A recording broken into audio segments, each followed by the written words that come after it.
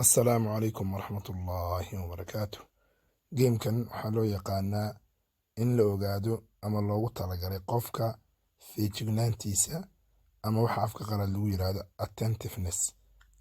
In la ogaado qofkani inuu muddo yar oo ilbiriqsi ah uu dhowr waxyaabood ku kala saari karo ama uu ku ogaan karo ama isagoo meel maraya haddii ay wax ka dhacaan daqiiqado kadib meeshaas wax laga weydiiyo inuu isla markiiba wax ka sheegi karo.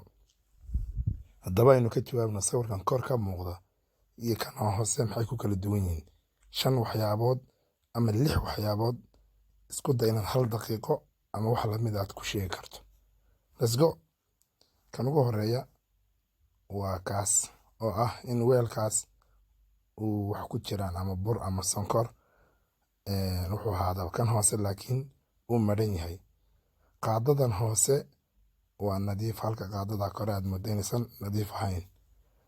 Okay, ka saddexaad fandaalkaas uu dolola ama dhibic buu leeyahay kan hoose laakiin ma laha. Okay, kala duwanaanshaha afraad koobkani 2 dhagood buu leeyahay kana hal dheg. koobkan 2 dhagood buu leeyahay kana hal dheg.